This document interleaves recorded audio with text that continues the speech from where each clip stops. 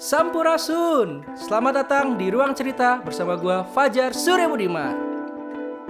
Hey, selamat datang kembali di Ruang Cerita bersama gue Fajar Surya Budiman.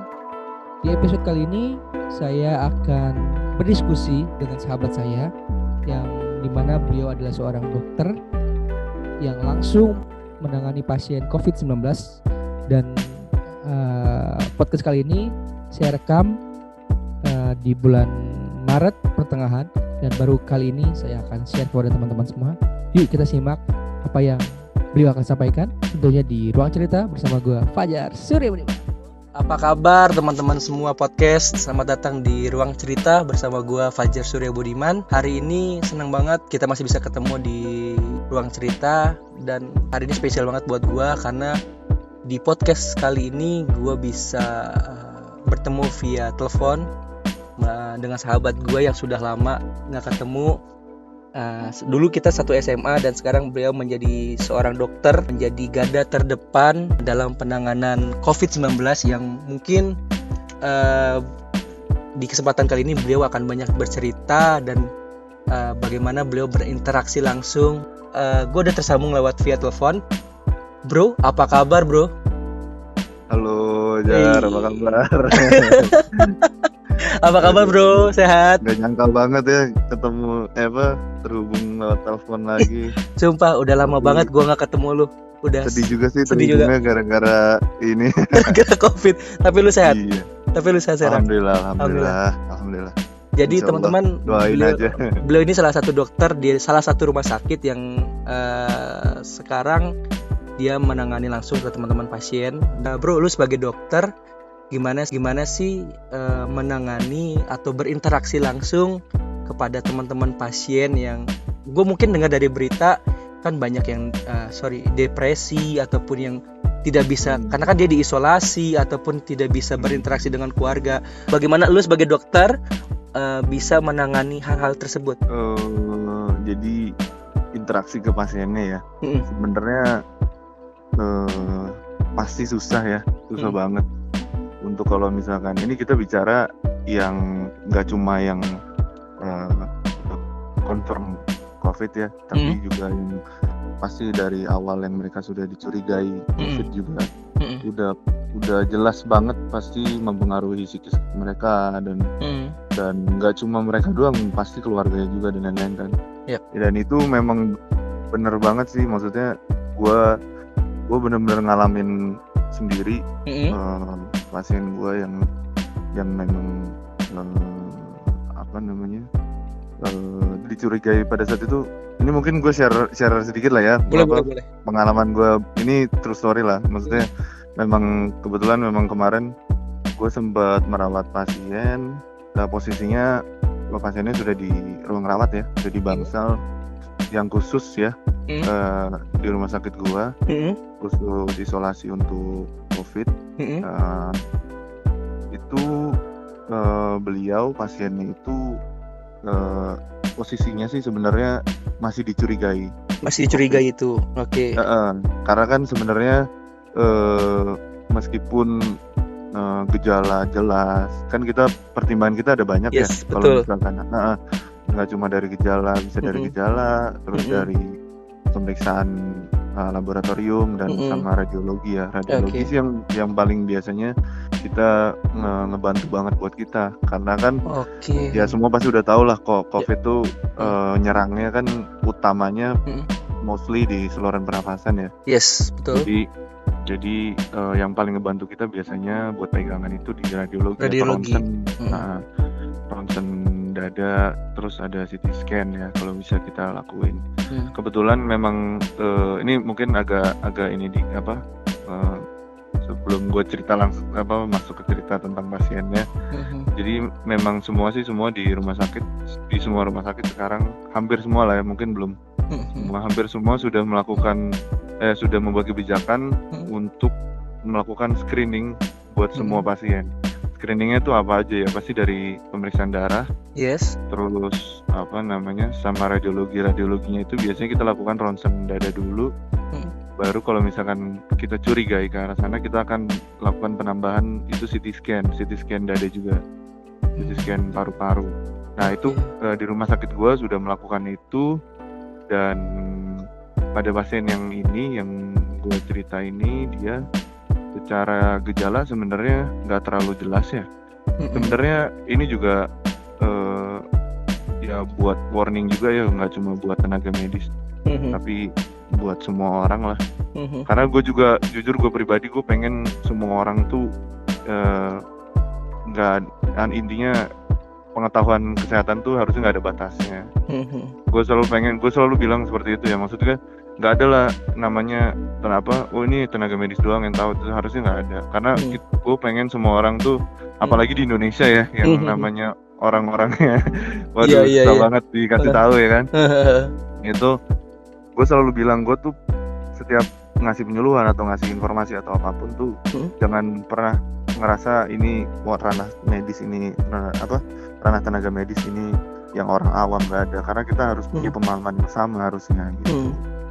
Ya terus jadi itu yang jadi warning buat kita. Gejala itu sebenarnya bener-bener susah banget buat jadi patokan, karena banyak sekali kasus gejala itu nggak ada sama sekali, banyak banget.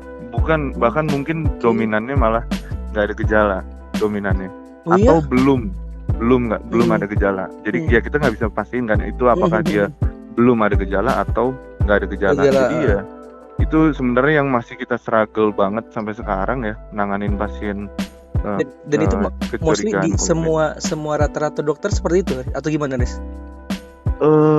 Ya hampir pasti sama sih, hampir di semua tempat struggle kita yaitu karena jujur teorinya kan ya jelas karena ini baru ya. Yes. Jadi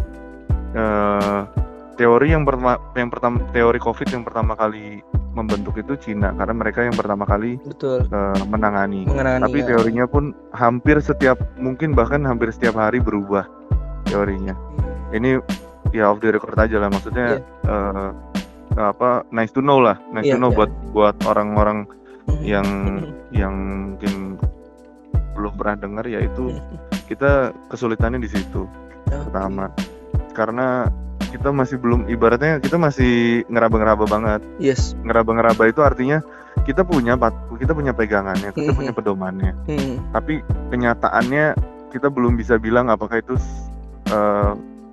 persis seperti itu, enggak juga gitu. Tapi pedoman yang untuk kita pegangan tuh udah ada gitu ya. Udah ada, selalu ada, dan itu diupdate terus. Tapi memang realitanya itu saat kita ketemu pasiennya langsung, ternyata beda ya, nih gitu. Masih banyak ada perkembangannya gitu ya. Ya betul. Nah itu terus? Jadi balik lagi ke pasien tadi, memang dia dicurigai dari hasil darah dan ronsennya ya. Yep. Hasil darah dan ronsennya memang mengarah ke sana, dan itu aja, dari situ doang dia udah ya shock banget. Pasiennya laki-laki, usianya udah cukup dewasa lah ya. Ya dia shock, dia punya keluarga dan anak-anaknya. Gak cuma dia doang yang shock, keluarganya juga jujur agak susah juga buat kita ngontrolnya, karena gimana ya namanya. Ya kita juga pasti ya. Itu Diaris pas diduga suspek ya, berarti suspek ya gitu ya? Iya, suspek. Dia langsung diisolasi dan tidak bisa ketemu dengan keluarga posisinya, atau bagaimana, Riz, pas lu tahu? Jadi kita pasien suspek PDP ya, kalau kita bilangnya PDP itu kan pasien dalam pengawasan. Itu pasien dalam pengawasan. Artinya yang kita punya pegangan, artinya entah either dia hasil darahnya mengarah ke sana, ronsen mengarah ke sana, atau dia bergejala, itu kan kita masukkan ke PDP. Itu langsung kita isolasi, dan saat keputusan itu dari awal kita sudah langsung inform konsen, kita jelaskan ke keluarga, ini akan isolasi, bagaimana isolasi itu seperti apa kita jelaskan semuanya dari awal. Jadi memang, dan itu ini mungkin agak berbeda dari yang lain ya. Maksudnya informed consent itu artinya kan kita minta persetujuan, bukan persetujuan ya. Lebih ke kita kasih pemahaman ke keluarga dan pasien ya. Nah, itu kita lakukan informed consent itu maksudnya itu memang kita wajib lakukan, maksudnya selain COVID ini memang kita lakukan itu sehari-hari. Artinya dari mulai tindakan medis yang akan kita lakukan semua itu kan kita kasih inform ke keluarga. Inform consent kita namanya, ke keluarga dan pasien. Pada penyakit-penyakit lain itu wujudnya persetujuan. Artinya keluarga bisa menolak atau pasien bisa menolak. Tapi pada COVID itu keluarga dan pasien tidak bisa menolak. Tidak bisa menolak. Berarti otomatis dia harus menerima itu gitu ya? Iya, betul. Jadi nggak ada ceritanya pasien itu nggak mau diisolasi terus dia atas permintaan sendiri dia pulang atau gimana, nggak mau dirawat. Itu nggak bisa kalau misalkan. Jadi informed consent-nya itu berbeda memang. Mungkin ini pertama kalinya kali ya ada informed consent yang memang nggak bisa ditolak gitu. Karena kan kita nggak mungkin ya, maksudnya kalau pasiennya nolak, ya udah tanda tangan penolakan terus dia pulang ya itu kan membahayakan yang lain. Orang iya betul. Itu nggak bisa. Jadi nggak bisa memang. Jadi itu memang mutlak. Jadi kita hanya inform aja, tapi bukan persetujuan dan nggak bisa ditolak. Dan itu Riz, pada saat dia udah diinformkan gitu, kan dia langsung diisolasi tuh. Dan pada saat itu juga dia tidak bisa ketemu lagi dengan keluarga selain hanya para medis. Betul. 14 hari, benar? Atau lebih? Jadi gini, kalau misalkan pasien ODP yang tidak bergejala, tapi dicurigai ke arah COVID, bisa dari lab atau dari ronsen, atau misalkan ada riwayat kontak yang jelas.